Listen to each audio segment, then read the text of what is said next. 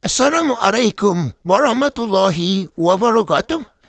Teman-teman sahabat, berjumpa kembali, sehat walafiat, dan mudah-mudahan selalu dalam lindungan Allah Subhanahu wa Ta'ala. Amin. Ya Rabbal Alamin. Saudara-saudaraku, pada kesempatan ini saya akan menyampaikan satu informasi yang sangat penting sekali dan perlu kita ketahui bersama. Mengapa? Sebab ini menyangkut pada posisi keberadaan klan Ba'alawi di Indonesia ini. Jadi sementara ini atau selama ini para klan Ba'alawi ini, ya, Rizik Syihab, Bahar Smith, Taufik Assegaf,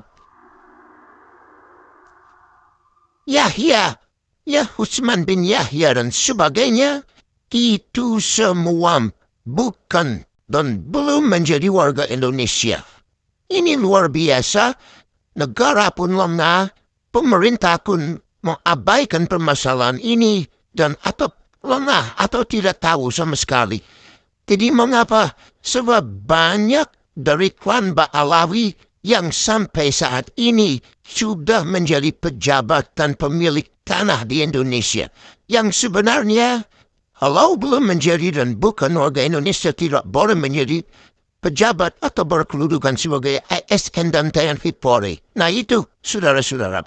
Dan kemudian lagi, tidak disahkan untuk memiliki tanah. Sebab yang berhak memiliki tanah adalah warga negara Indonesia yang sah.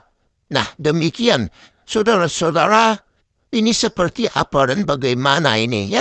Ternyata pemerintah negara sampai saat ini sudah lengah, para penegak hukum pun lengah. Semua apakah mereka berpandangan kepada sesama agama, satu agama, sama agama. Tidak itu saja. Ya, begitulah saudaraku kondisi dan keberadaan kewarganegaraan di Indonesia ini. Ya, dan ini akan menjadi sebuah tanggung jawab yang berat bagi negara dan pemerintah kalau tidak segera bertindak. Dan ini pun akan menjadi satu jalan akan terabutnya NKRI dari Indonesia ini oleh para imigran gelap ini. Ya, saudara-saudaraku, mudah-mudahan hal ini bisa segera diselesaikan. Mudah-mudahan pemerintah, negara, dan aparat penegak hukum menyadari dan mengetahui yang sebenarnya dan segera mengambil tindakan agar Indonesia aman ke depannya. Dan kita harus bersyukur jika berterima kasih kepada Bapak Haji Subhan SHMH yang sudah dengan keras dan mandiri ya mengajukan permasalahan ini ke Mahkamah Agung ya. Dan mudah-mudahan apa yang diusahakannya oleh Mas Subhan self rapiat dan berhasil tujuannya. Amin. Ya Rabbal Alamin. Baik sahabat, yuk kita simak bagaimana lengkapnya video berikut ini. Jangan lupa di like, dislike, dan bagian di deskripsi. Terima kasih. Mudah-mudahan banyak rezeki diberi kemudahan dan diberi umur panjang yang bermanfaat dan barokah. Amin. Ya Rabbal Alamin. Antara banyak orang dari bangsa lain dipastikan tidak memiliki pengesahan sebagai warga negara Indonesia ternyata mendapat kesempatan yang sama dalam pemerintahan dan atau dalam pengisian jabatan. Antara lain Saudara Anies Rashid Baswedan sempat menjadi Menteri Pendidikan dan Kebudayaan Indonesia Kabinet Presiden Joko Widodo pada tahun 2014, menjadi Gubernur DKI ke-17 periode 2017 sampai 2022 dan menjadi calon presiden 2024 periode 2024-2029. Sementara yang bersangkutan adalah orang dari bangsa lain yang tidak mempunyai pengesahan sebagai warga negara Indonesia. Begitu juga dengan Habib Lutfi bin Yahya Hadi Zainal Abidin menjadi wali kota Probolinggo periode 2019-2024 dan menjadi anggota DPR RI periode 2014 sampai 2028. Habib Abu Bakar Al-Habsyi menjadi anggota DPR RI periode 2024 sampai 2029 dan saudara Haikal Hasan sebagai Kepala Badan Penyelenggara Jaminan Produk Halal, jabatan setingkat menteri. Dan terakhir Raffi Ahmad, utusan khusus Presiden bidang pembinaan generasi muda dan berkerjaan. Orang-orang yang saya sebut terakhir ini adalah orang yang tidak memiliki pengesahan sebagai warga negara Indonesia. Hal itu melanggar pasal 28D ayat 3. Setiap warga negara berhak memperoleh kesempatan yang sama dalam pemerintahan. Bahwa analogium yang dapat dijadikan rujukan dalam konstitutif yang tertib dan benar dalam berwarga negara menurut Undang-Undang Dasar Negara Republik Indonesia tahun 1945 adalah pemain sepak bola nasional dari bangsa lain harus melalui proses naturalisasi atau pewarganegaraan agar dapat bermain mewakili Indonesia. Sementara itu, pengisian jabatan negara atau pemerintahan yang sangat strategis dan diisi orang bangsa lain dilakukan tanpa didahului naturalisasi atau orang Belanda bilang zonder adanya pengesahan sebagai warga negara Indonesia. Bahwa untuk menghalangi agar orang-orang dari bangsa lain yang tidak memiliki pengesahan sebagai warga negara mendapatkan kesempatan yang sama dalam pemerintahan, maka lembaga atau badan-badan baik eksekutif, legislatif, dan yudikatif yang menjadi pintu masuk di mana warga negara dapat ikut dalam pemerintahan wajib secara konstitutif mensyaratkan yang bersangkutan, yaitu orang-orang dari bangsa lain tersebut harus telah mendapatkan atau memiliki bukti pengesahan sebagai warga negara Indonesia menurut undang-undang. Bahwa permohonan dari pemohon ini wajib secara konstitutif untuk dikabulkan oleh Mahkamah Konstitusi. Hal ini akan bermanfaat, berdaya guna dan berdaya ikat untuk menghalangi agar negara Indonesia di masa kini dan masa depan tidak dipimpin oleh orang-orang dari bangsa lain yang tidak memiliki pengesahan sebagai warga negara.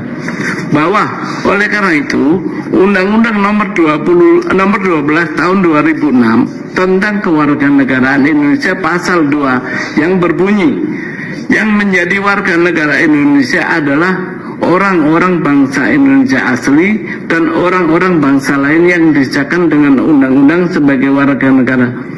Pada kalimat orang-orang bangsa lain yang disahkan dengan undang-undang bertentangan dengan Undang-Undang Dasar Negara Republik Indonesia tahun 1945 dan tidak mempunyai kekuatan hukum mengikat kecuali dibuktikan dengan pengesahan.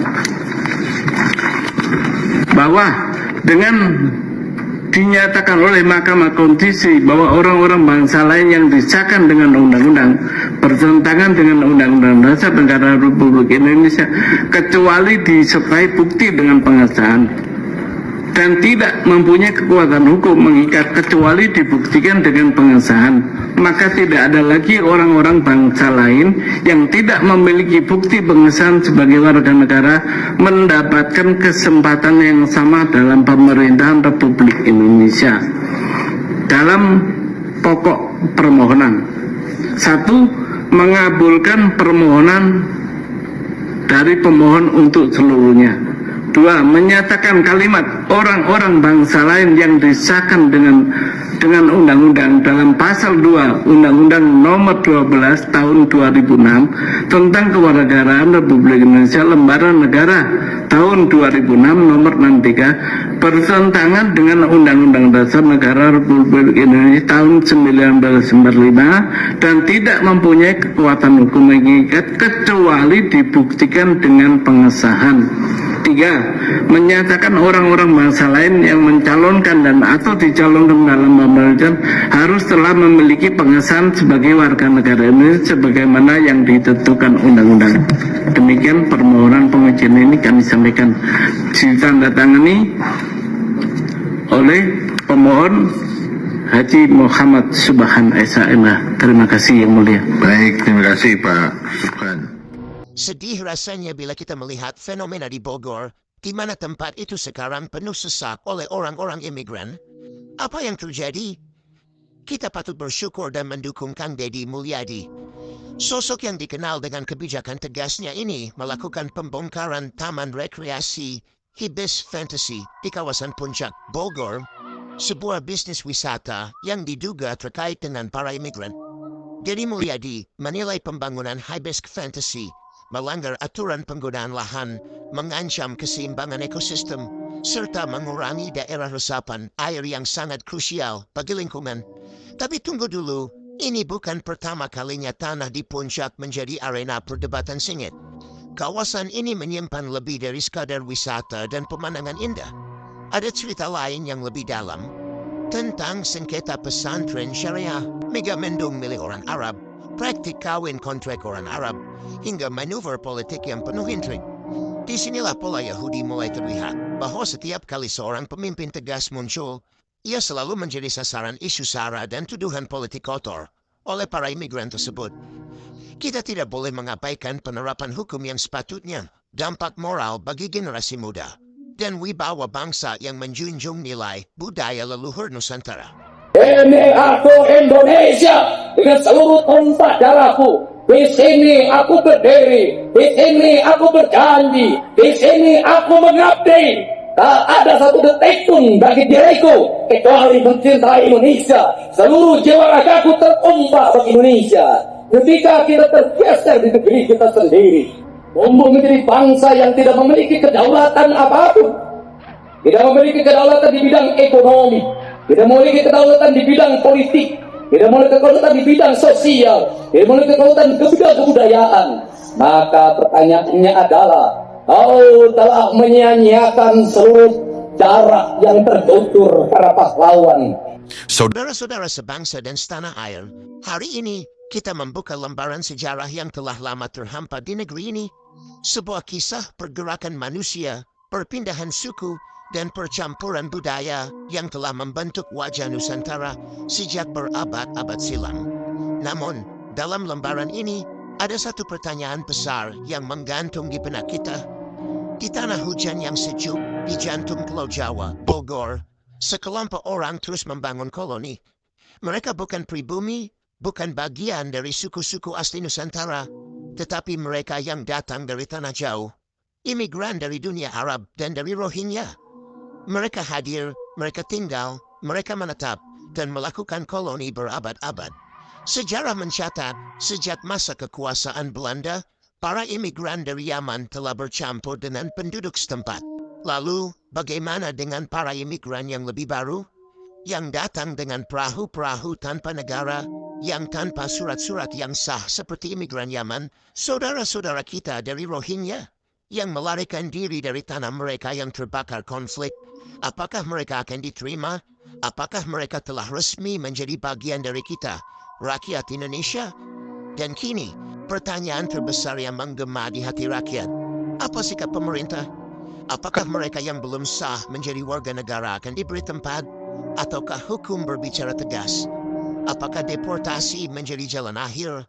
Atau justru ada kebijakan lain yang lebih lunak? Sejarah menunggu jawaban. Bangsa ini menanti kepastian. Dan kita semua terus mengamati apakah negeri ini tetap menjadi milik rakyatnya atau perlahan berubah dalam arus peradaban yang tak terbendung. Orang putra bangsa yang bernama Muhammad Subhan, dia adalah pengacara senior dan sekaligus seorang magister hukum Universitas Indonesia, telah melakukan suatu langkah yang sangat berani dan bersejarah. Seorang diri dia mengajukan judicial review atau uji materi ke Mahkamah Konstitusi terkait status kewarganegaraan orang asing di Indonesia, terutama para imigran keturunan Yaman. Tentu saja di dalamnya termasuk sekelompok manusia paling rasis, sombong dan arogan di Nusantara. Mereka adalah para Habib klan Barwi Yaman yang mengaku paling mulia nasabnya, paling suci darahnya, dan paling rasis tingkah polanya. Mereka mengaku sebagai cucu Nabi, padahal orang Arab saja bukan. Malah terindikasi sebagai orang Kaukasus dan keturunan bangsa Hazar atau Yahudi Askenazi, bukan keturunan Ibrahim alias Yahudi Abalaba. Setelah gagal total mencangkok agama Yahudi di abad pertengahan, kini mereka muncul sebagai entitas jahat pada Zionis Israel yang mencaplok negeri Palestina dengan mengaku sebagai keturunan Nabi Yakub bin Ishak bin Ibrahim. Residu dan polusi Hazar yang menyebar ke berbagai negeri ini juga menjadi bukti sebagai parasit yang berbahaya bagi setiap negeri yang ditumpanginya. Di masa silam, mereka mendirikan dinasti Fatimiyah Mesir dan dengan berani mengaku sebagai cucu Nabi Muhammad Sallallahu Alaihi Wasallam. Setelah Fatimiyah ambruk, sisa-sisanya kabur ke Yaman dan kembali mengaku sebagai cucu Nabi. Kali ini mencangkok ke Sayyid Ahmad bin Isa, seorang keturunan Imam Hussein yang kurang populer karena lebih terkenal sebagai saudagar minyak. Namun mereka lupa, walau kurang populer, sebagai cucu Nabi ternyata nasabnya tetap ditulis. Makamnya ada di Irak, dan 3 putranya saling mencatat keturunannya. Ketiga putra tersebut Muhammad, Ali, dan Hussein. Tidak ada nama Hubaidillah yang diklaim sebagai datuknya Ba'alwi. Kini dari hasil tes DNA, Ba'alwi semakin tragis nasibnya dan malu selamanya dalam sejarah. Garis lurus nasab laki-lakinya begitu mudah dipatahkan. Cucu Nabi bukan, malah terdeteksi sebagai Yahudi Khazar asal Kaukasus. Kini terbukti, klan Ba'alwi yang hijrah ke Nusantara atas inisiasi dan bekerja untuk kepentingan penjajah Belanda, ternyata banyak melakukan kejahatan pada bangsa ini, tidak saja di era penjajahan, bahkan hingga di alam kemerdekaan. Mereka membelokkan sejarah leluhur Nusantara, memalsukan makam, dan bahkan telah berani mengklaim sejarah kemerdekaan Indonesia. Kejahatan ini berakar dari pengakuan sebagai cucu Nabi, lalu batangnya adalah perbudakan spiritual, dan buahnya adalah kapitalisasi agama untuk memperkaya diri demi materi dan kedudukan duniawi. Menarik untuk ditunggu hasil dari gugatan status kewarganegaraan tersebut. Bila memang terbukti mereka bukan WNI, maka dampaknya: pertama, mereka tidak berhak punya tanah di Indonesia. UU nomor 5 tahun 1960 tentang Undang-Undang Pokok Agraria. Kedua, dilarang mendirikan organisasi apapun, apalagi semacam organisasi pencatat nasab keluarga yang memiliki ajaran rasis. Bahkan dengan mengklaim sebagai keturunan abal-abal dari Nabi, maka mereka telah melakukan kejahatan di negeri orang yang mengancam kehidupan beragama dan kebangsaannya. Ketiga, dilarang untuk menduduki jabatan publik sebagai aparatur negara, termasuk ASN, TNI Polri, dan jabatan politik dari Presiden, DPR, MPR, hingga kepala desa dengan seluruh jajarannya. Sahabat sejarah, hukum adalah pilar utama ketertiban dalam kehidupan berbangsa dan bernegara. Founding Fathers kita, Bung Karno pernah berkata, tidak ada negara yang tak ada hukumnya, dan tidak ada hukum yang tak ada negaranya. Karena itulah kepastian dan penegakan hukum sangat diperlukan di dalam kehidupan berbangsa dan bernegara. Sebagai sebuah negara, Indonesia pasti memiliki kelengkapan hukumnya. Yang tertinggi tentu saja konstitusi pada UUD 1945 yang kemudian dijabarkan dengan segala tata urutan hukum di bawahnya. Maka tidak bisa seorang yang dari ras asing hanya bermodalkan KTP atau akte kelahiran disebut sebagai warga negara. Mereka baru sah disebut sebagai warga negara bila dibuktikan dengan pengesahan dan sekaligus kapan proses pengajuannya. Dalam sejarah, sebagian ras keturunan Cina sudah banyak yang mengajukan status kewarganegaraan, namun tidak dengan ras Arab. Mereka di zaman penjajahan banyak yang menjadi antek penjajah. Ternyata mayoritas tidak pernah mengajukan status kewarganegaraannya. Ras Arab yang dimaksud di sini adalah mayoritas para imigran dari Yaman. Mereka bermigrasi pasca Perang Diponegoro tahun 1830 dan tetap mempertahankan garis keturunannya dengan memakai nama marga paternalnya dari jalur laki-laki.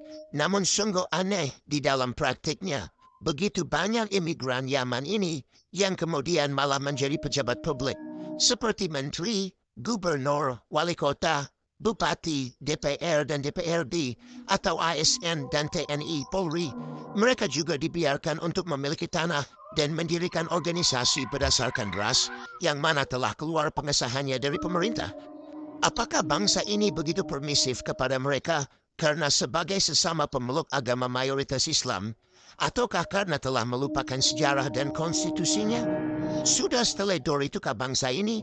Sudah separah itukah perlindungan kepada pribumi aslinya?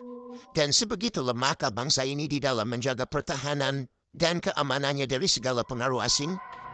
Dua negara tetangga kita patut untuk menjadi contoh paradoks. Bagaimana di Singapura yang semakin terkikis ras Melayunya? Padahal ras Melayu adalah penduduk asli Temasek, nama lampau Singapura sejak ribuan tahun lamanya. Namun seterkikisnya nasib etnis Melayu, tetap mereka hidup makmur dengan segala jaminan tunjangannya. Singapura dikuasai non-pribumi, tapi menjadi negara maju dengan pengelolaan yang lebih baik, bersih dan benar. Beda dengan Singapura, maka beda pula di Malaysia. Negara ini adalah persekutuan dari banyak kerajaan pendirinya sebagai owner atau pemilik. Di sini ras asli Melayu tetap dilindungi nasibnya dan memperoleh hak-hak istimewa melebihi ras imigran. Pada akhirnya ras asli pribumi tetap dapat terjamin dan makmur hidupnya.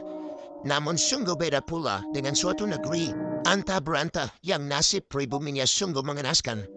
Bagai anak ayam yang kelaparan di Lumampati.